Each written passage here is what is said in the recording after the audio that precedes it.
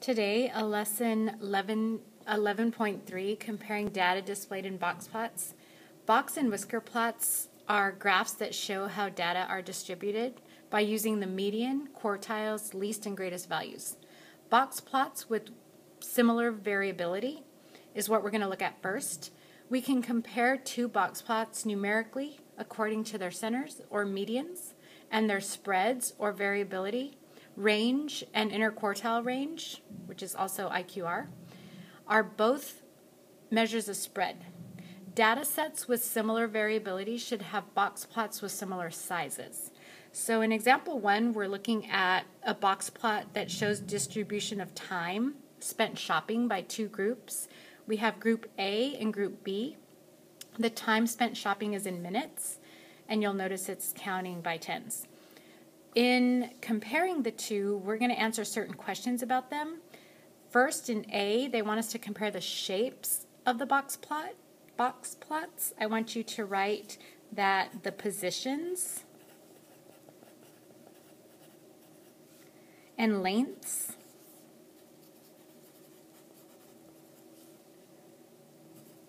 of the boxes appear similar. Also, the right whisker is shorter on both of these than the left whisker. So these are the whiskers and these are the boxes. Okay, so the whiskers on the right are shorter than the whiskers on the left on both. So both boxes, or let's just say both groups, have shorter right whiskers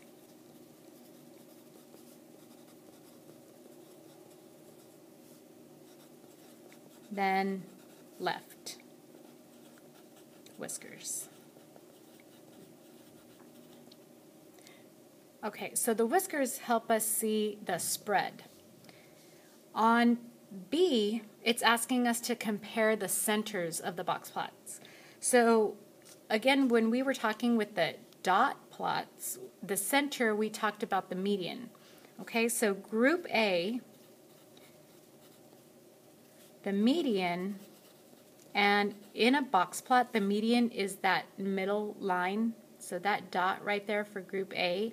Notice that it's right at about 47, it's at 47.5, so that's group A's median. I want you to write that the median and it's greater than group B's median,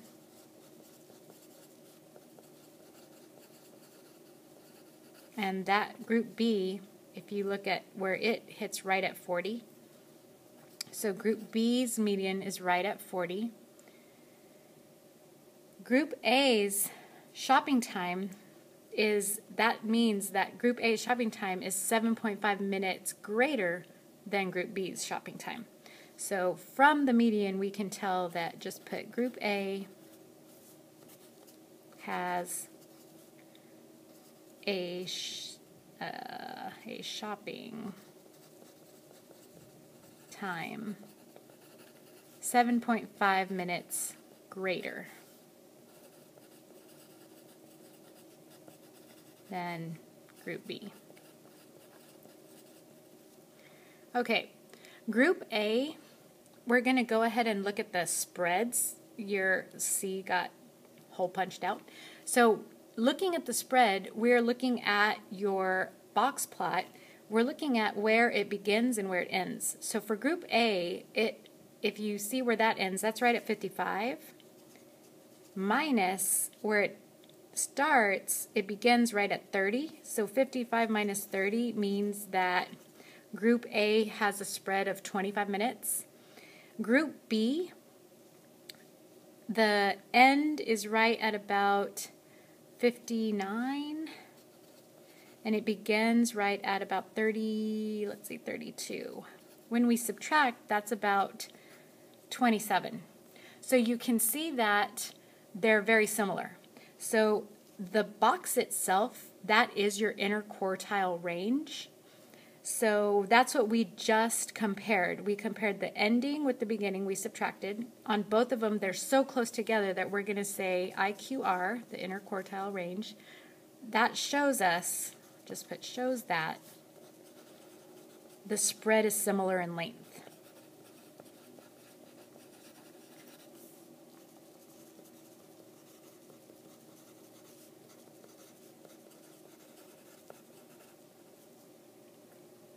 Okay, for the your turn, you're going to do exactly what we did up here. You're going to talk about the shapes. You're going to talk about the centers.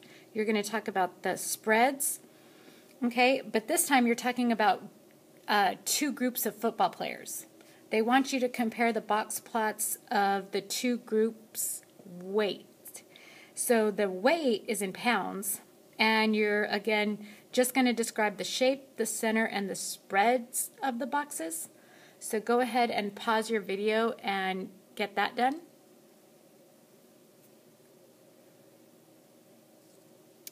All right. We're going to actually go over this in class on Monday because the video was having trouble loading. It kept telling me it was too long. So we'll just look at the your turns on Monday together. We're going to go ahead now and talk about the next section, which is box plots with different variability. You can compare box plots with greater variability where there's less overlap of the median and the interquartile range. So over here, these were very similar. You can see that they overlapped. Over here, you can tell that, oh, they're a little more spread apart. They're not overlapping as much. So in example 2, these two box plots show the distribution of the number of team wristbands sold daily by two different stores over the same time period. So store A and store B, we're going to compare first the shape, okay? And you'll notice that store A is longer, okay? And also in the whiskers, then store B is more compact. That tells us that store A's data was not as consistent.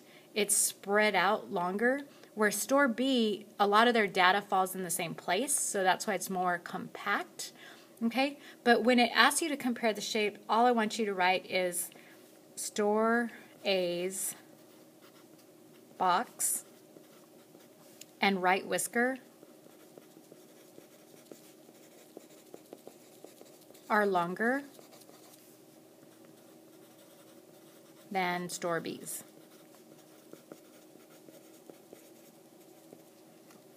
Okay. For part B, they want us to compare the centers of the box plots. Well, remember that the center is the median. So for store A, we're going to go ahead and write that median down.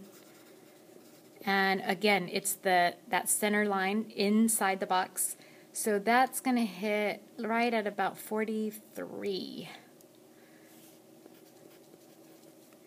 For store B, we're going to go ahead and get that median. And store B's median is over here, and we'll say that's at about 51. So that tells us that store A's median, of course it's less than store B, but if you look at where store A's median hits, it hits at the almost, it's very close to the least value in store B.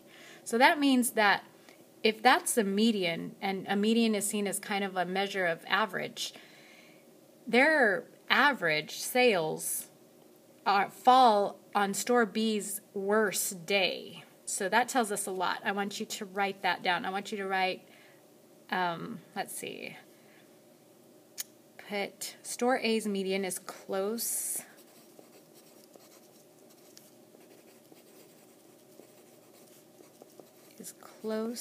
to store B's least value.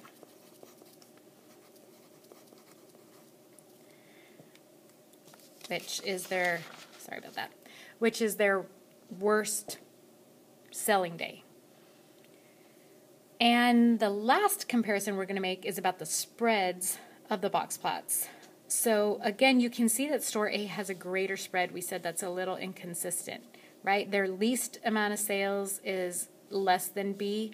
Their greater amount of sales happens to be more than store B, but you can see where their average is falling. Okay, their middle is with store B's least or worst sale day.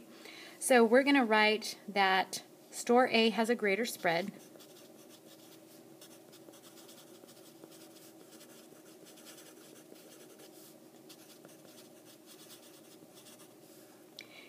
And its IQR is greater than store B's. So again, the IQR is the box, the range, and you could tell that since this one's longer, it's greater than this one, which tells us that, again, this is more consistent. You can go get those numbers and subtract so you can see that it is greater, but the picture is so different that you could see that just by looking at it.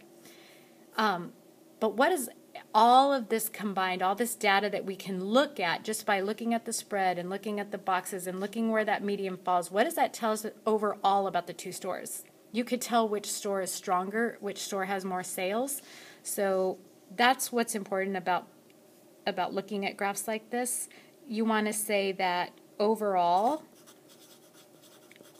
store B